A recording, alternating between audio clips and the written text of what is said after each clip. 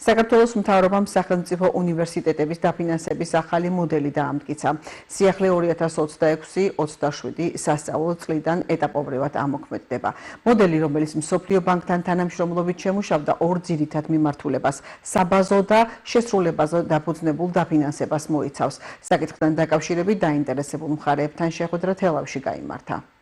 მოგეხსენებათ, რომ გასული წლის დასასრულს დაინიცირდა, შემდგომში იურიდიული ძალა მიეცა უმაღლესი განათლების რეფორმის კონცეფციას, რომლის მიხედვითაც სამინისტრომ დაიწყო უმაღლესი განათლების მიმართულებით მნიშვნელოვანი ფუნდამენტური ნაბიჯების გადადგმა. ამ კონტექსტში ერთ-ერთი უმნიშვნელოვანესი მიმართულება არის დაფინანსების ახალი მოდელის შემუშავება სახელმწიფო უმაღლესი სასწავლებლებისთვის. მოგეხსენებათ, რომ პოლიტიკური გუნდის უმრავლესობის გადაწყვეტილებით მიღებულ იქნა გადაწყვეტილება, რომლითაც მიმდინარე სექტემბრიდან უკვე სახელმწიფო უმაღლეს სასწავლებლებში ჩარიცხული სტუდენტები უფასოდ ისწავლიან და ამასთანავე იმისთვის, რომ უმაღლეს სასწავლებლები ფინანსურად მყარად იყვნენ, გარდამავალ პერიოდში, როდესაც რეფორმა ხორციელდება, იქნა განხილული შესაბამისი დოკუმენტი, რომელიც მსოფლიო ბანკის ექსპერტებთან ერთად იქნა მომზადებული. ის დაექვემდებარა 19-ვე სახელმწიფო უნივერსიტეტის რექტორებთან განხილვას რექტორთა საბჭოზე და იქნა მოწონებული და შესაბამისად ამ დოკუმენტს მთავრობის დადგენილებით მიეცა უკვე იურიდიული ძალა.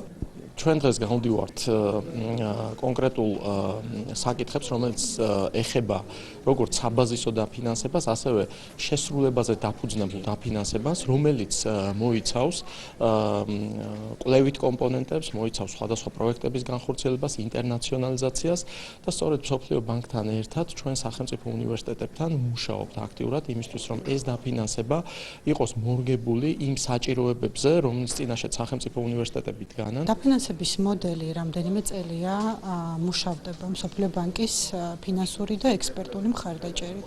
შესაბამისად მოხდა იმ საერთაშორისო პრაქტიკის შესწავლა და ანალიტიკა, რომელიც ძალიან მნიშვნელოვანი იქნებოდა იმისთვის, რომ კარგი გადაწყვეტილებები ყოფილიყო მიღებული. შესწავლილი იყო როგორც ევროპული, ასევე ამერიკული მაგალითები და ფაქტობრივად ის ახალი მოდელი, რომელიც საქართველოს პირობებისთვის შეიქმნა, წარმოადგენს ზუსტად აი ამ მაგალითების და იმ გამოცდილების კიდევ უფრო კარგ ვერსიებს. შესაბამისად მივიღეთ ისეთი მოდელი, რომელიც არის დიფერენცირებული, რაც ძალიან მნიშვნელოვანი იყო. მოიცავს სტაბილურობის ელემენტებს უნივერსიტეტების დაფინანსებისათვის, რაც ასევე წარმოადგენდა პრობლემას ჩვენ არსებულ სისტემაში და არის სხვადასხვა გზები ასევე დაფინანსების, რომელიც ორიენტირებული არა მხოლოდ სტაბილურობაზე, არამედ ინოვაციურობის მხარდაჭერაზე, კვლევის განვითარებაზეც ნაწილობრივ და რაც თავარია იმისათვის, რომ სტუდენტმა მიიღოს კარგი ხარისხიანი სერვისი უნივერსიტეტში.